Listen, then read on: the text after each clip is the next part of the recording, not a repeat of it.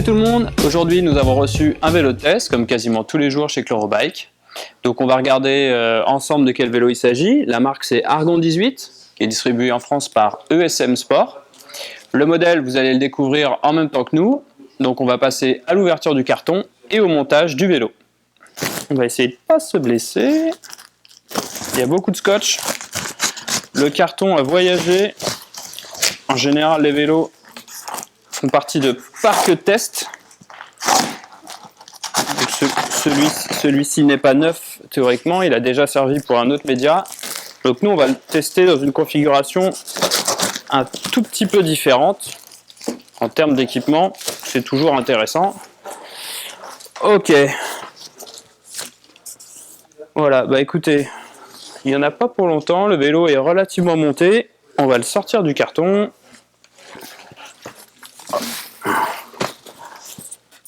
C'est pas un électrique, donc je vais y arriver tout seul. C'est parti, le voici, le voilà. Hop là.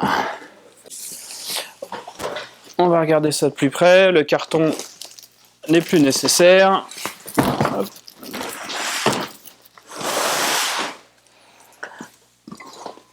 Voilà. Un petit pied va nous être bien utile pour le maintenir bien droit.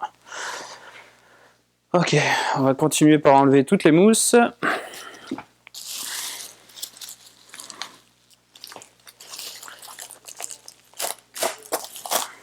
Tac. Donc là déjà première chose, on découvre un petit peu plus le vélo. C'est un Argon 18, donc comme je vous disais, modèle de gravel, parce que c'est le Krypton X-Road, gravel cyclocross, donc les deux disciplines. Donc c'est un carbone. Donc c'est le seul modèle cyclocross gravel de la marque canadienne Argon 18. On est bien content de pouvoir l'avoir en test aujourd'hui. Pardon pour le bruit du scotch. Ok. Bon bah c'est pas mal. On va y mettre une paire de pédales.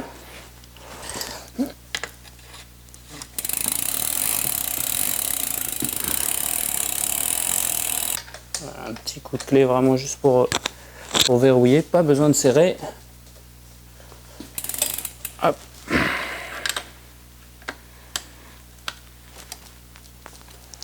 Voilà. Bon, la potence, on fera le changement tout à l'heure. On va ensuite régler la hauteur de selle, un petit mètre, tout simplement. On connaît nos cotes, donc on va partir du boîtier pour mesurer. Et pour faire déjà un premier pré-réglage qu'on affinera au fil des premiers kilomètres. Tac. Donc là, il faut monter la selle de quelques centimètres.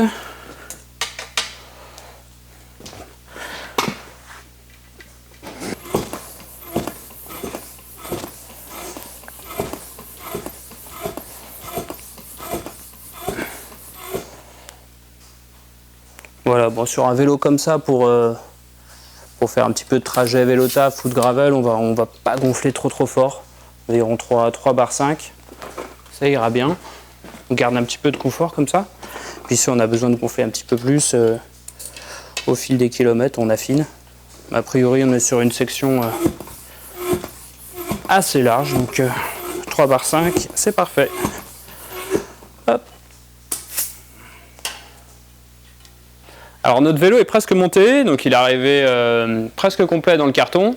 Donc ce qu'on va faire, c'est qu'on va vous montrer comment on change une potence. On a pris une potence à la bonne longueur. Comme ça, ce soir, ça nous permet de partir avec et de faire un premier roulage sur ce Krypton X-Road. Alors, on va enlever la potence existante. Donc là, il y a quelques vis. Clé de 4 quasiment sur toutes les vis. C'est pratique. Voilà, au passage, notre outil préféré, la clé VAR en triangle, avec les clés de 4, 5 et 6, est vraiment super pratique. Bon, faut pas se tromper de côté. Il y a une bonne prise en main. On peut faire tourner l'outil assez vite. Voilà, tac. Hop. Tidi. Vous voyez bien la différence. On va être quand même plus à l'aise sur la 90. Hop, ding.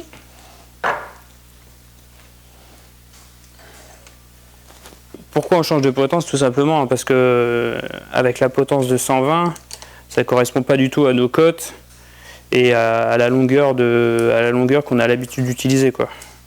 On aurait pu utiliser la 120, mais il aurait fallu se faire greffer des nouveaux bras, ou des bras de babouin. J'ai pas trop envie. Pas très joli les bras de babouin. Puis après c'est un problème de manches. Vous avez des manches longues. Bref, du coup elles deviennent courtes. Ou 3/4. Enfin bref, personne n'a compris le principe des bras de babouin. C'est pas grave.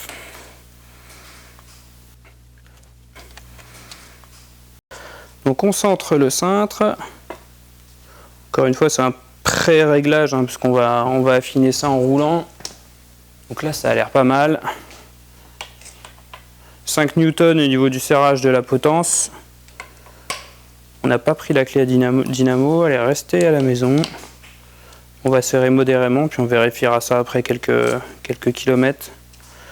Ce qu'il faut faire attention, c'est serrer vos vis uniformément. Donc on serre en diagonale, une fois en bas, une fois en haut, sans trop forcer. Bon, là on est sur de l'alu, donc on peut mettre quand même un petit peu de couple. Et sur du carbone, il faut vraiment faire attention aux coupes de serrage. Voilà, c'est fait. On peut remettre les entretoises pour recouvrir l'intégralité de la hauteur du pivot, sinon vous ne pourrez pas compresser le jeu de direction. Donc ça, c'est la vis qui va vous permettre de compresser le jeu de direction. C'est celle qu'il faut serrer en premier. Jamais serrer les vis du pivot avant la vis du haut. Sinon, vous aurez du jeu dans le jeu de direction. Donc là, le principe du jeu de direction, c'est de pouvoir tourner librement, mais sans jeu.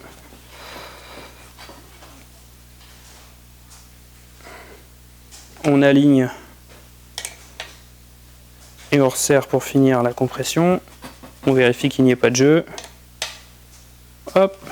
Et là, on peut serrer les deux vis qui maintiennent la potence sur le pivot de fourche.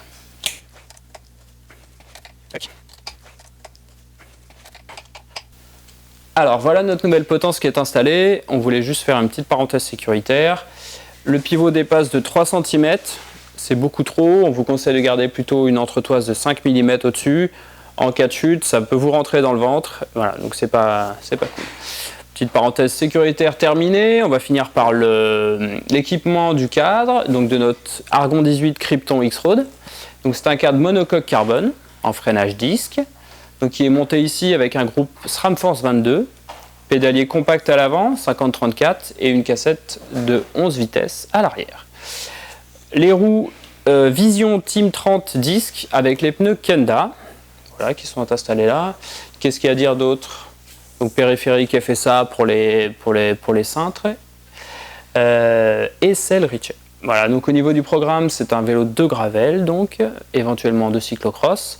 Donc il va être utilisé comme tel pendant environ 1 mois et demi, et ensuite on va le renvoyer chez son propriétaire, donc qui est la société USM Sport. On les remercie au passage, un petit coucou et merci pour le test. Nous on vous donne rendez-vous sur velodroute.com pour lire le test de ce vélo, donc dans environ 1 mois et demi. Et je vous souhaite plein de bonnes choses. À bientôt. Ciao ciao.